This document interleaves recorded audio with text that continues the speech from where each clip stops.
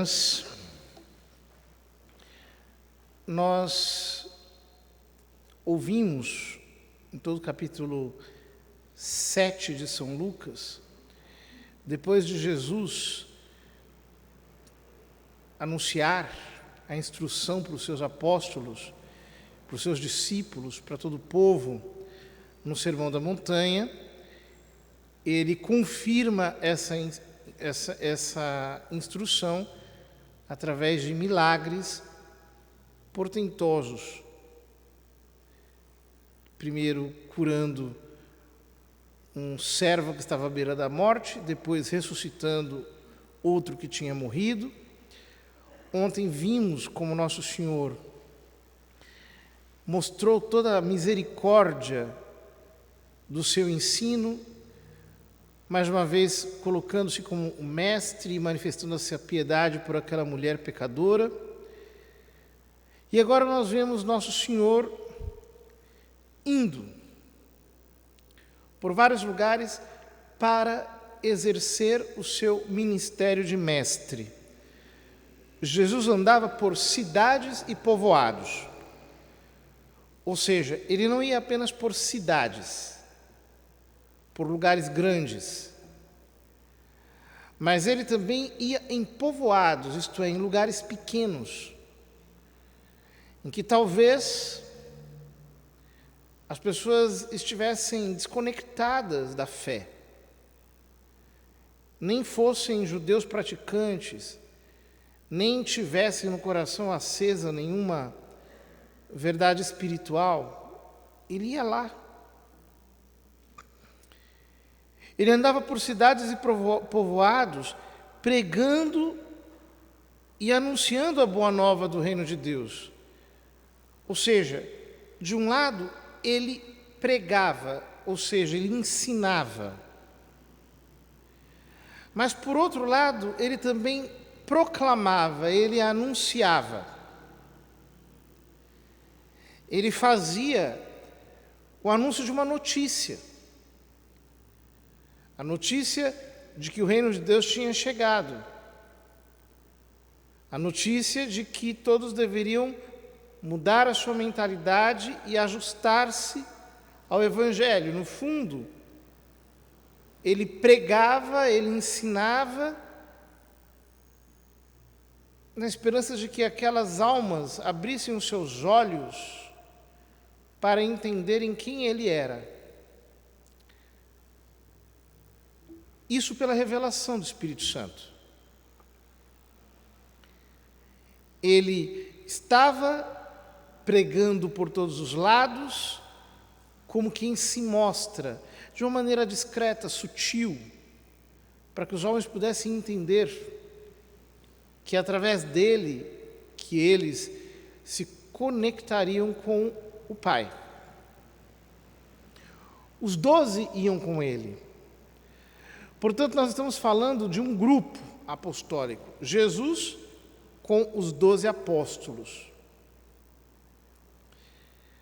Mas também algumas mulheres que haviam sido curadas de maus espíritos e de doenças.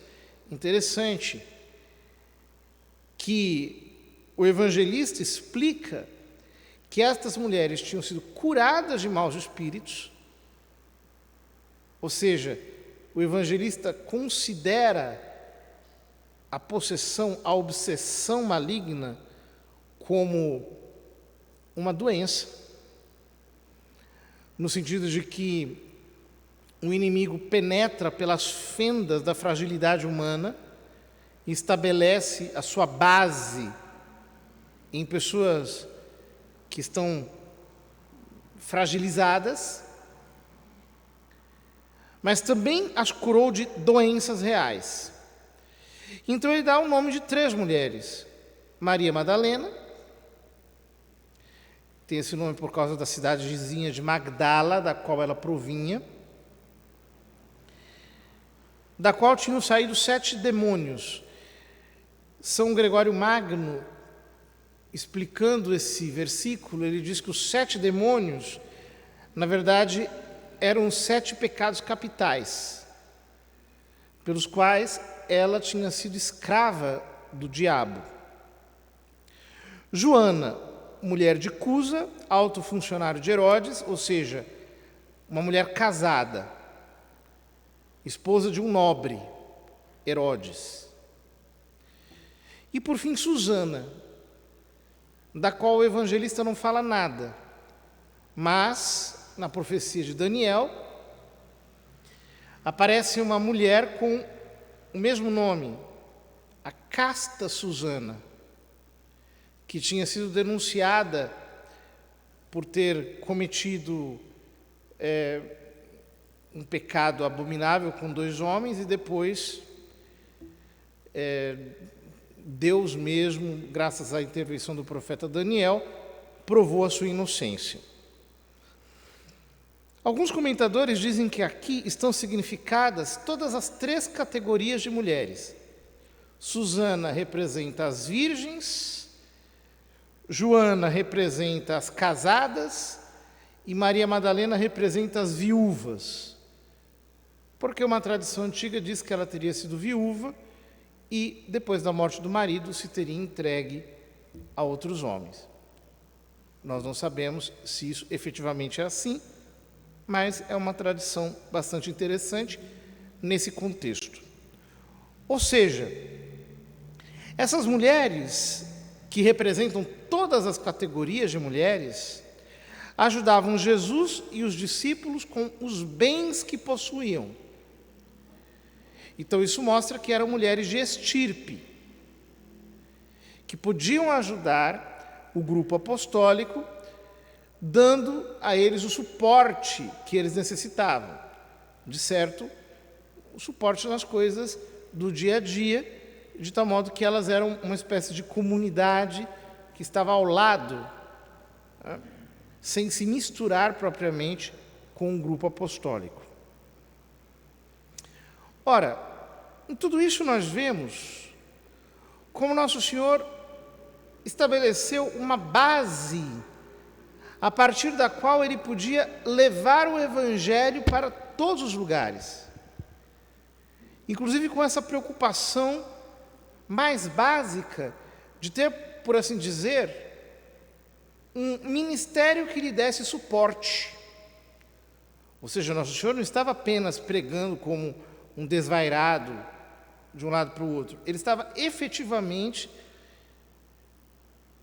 digamos, sustentado por um grupo articulado, formado por ele, constituído por ele, que era a base do seu ministério de pregador por todas aquelas terras. Tão grande é o ministério da pregação. São Paulo diz a Timóteo, na primeira leitura: caríssimo, ensina e recomenda estas coisas. Quem ensina doutrinas estranhas e discorda das palavras salutares de nosso Senhor Jesus Cristo e da doutrina conforme a piedade, e a palavra piedade aqui é a palavra grega eusebeia, que significa vida espiritual em sentido místico mesmo, em sentido muito profundo. Quem ensina doutrinas estranhas e discorda das palavras salutares de nosso Senhor Jesus Cristo e da doutrina conforme a piedade é um obcecado pelo orgulho. É um ignorante que morbidamente se compraz em questões e discussões de palavras. Hoje, nós temos abundantemente exemplos deste tipo de apostolado equivocado. Ou seja, pessoas que, ao invés de se preocuparem em ter uma vida espiritual e de ensinarem as almas a terem vida espiritual, a procurarem a comunhão com Deus, a procurarem a amizade com Cristo, a entenderem que Deus se fez homem, ficou ensinando aqui na terra, ficou pregando por todos os lados, porque Ele queria comunicar a vida de Deus aos homens, porque Ele queria dar a sua intimidade para que os homens tivessem comunhão com Ele. Ao invés de fazerem isso, ficam se preocupando apenas com polêmicas vazias. Curiosidades, ninharias, mesquinhezes sobre este ou aquele outro detalhe, discordâncias, exterioridades, coisas superficiais. Continua o apóstolo: daí é que nascem invejas, contendas, insultos, suspeitas, porfias, ou seja, disputas, de homens com mente corrompida e privados da verdade, e que fazem da piedade assunto de lucro, ou seja, querem ter vantagem ensinando a piedade. Hoje em dia há disso abundantissimamente.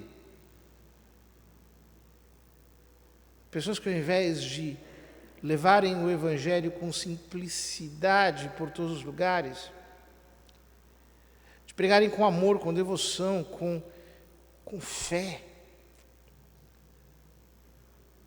ficam apenas promovendo contendas, rixas. Ó que peste, que praga! Porque não há aqui preocupação verdadeira com a edificação das almas. Ora, hoje nós celebramos a festa de São Roberto Bellarmino. E São Roberto Bellarmino foi exatamente o contrário disso. Um homem de uma cultura espetacular, que se dedicou com zelo a dirimir as questões do seu tempo a tal ponto que foi chamado de o Atanásio do século XVI, XVII. O Atanásio, porque como Santo Atanásio, ele se dedicou a estudar as questões mais complicadas e a dirimi-las com uma sabedoria infinita, mas ao mesmo tempo preocupado com o bem espiritual das almas. Ele foi o diretor espiritual de São Luís Gonzaga, ele conheceu os pioneiros da Companhia de Jesus, e tão grande zelo pela meditação da Escritura ele teve, que ele conseguiu a façanha de aprender hebraico em uma semana, e se tornou um comentador das Sagradas Escrituras exímio. Escreveu um comentário aos 150 Salmos, escreveu livros de espiritualidade incríveis, como A Ascensão da Mente a Deus. São Roberto Bellarmino foi o maior homem do seu tempo. As suas aulas no Colégio Romano dos Jesuítas eram tão procuradas que ele se viu obrigado a transcrevê-las. Isso se tornou a sua obra-prima, as controvérsias sobre a fé cristã, que resolveram as polêmicas relativas à crítica protestante de um modo arguto, penetrante, vivo. São Roberto Bellarmino foi um homem que não estava atrás de disputas, ele estava atrás da verdade. Ele procurou e encontrou a Deus por uma vida espiritual verdadeiramente intensa e ensinou isso a todas as pessoas com quem ele convivia. Vamos pedir a São Roberto Bellarmino que nós tenhamos grande amor pelo ensino do Evangelho. E que, se nós tivermos que fazer como essas santas mulheres e ajudar, do modo como for possível, e oferecer base, apoio, que nós sejamos, como diz São Paulo, cooperadores no Evangelho. Ou seja, que nós participemos da missão apostólica, dando a ela todo o nosso apoio, todo o nosso sustento, todo o nosso incentivo. Queridos irmãos, nós vivemos em tempos de tanta ignorância. Há homens que não conhecem nada. da religião, da fé, das Escrituras, que andam perdidos, desorientados, completamente obcecados em seus pecados. Que apareçam muitos mestres, muitos pregadores, muitos homens que levem a palavra de Deus com generosidade, porque para estes nunca faltarão almas que lhes sirvam de apoio, como Santa Maria Madalena, como Joana, como Susana, como tantos outros que vêm ao nosso socorro para nos ajudar a continuar com a missão incessante de pregar.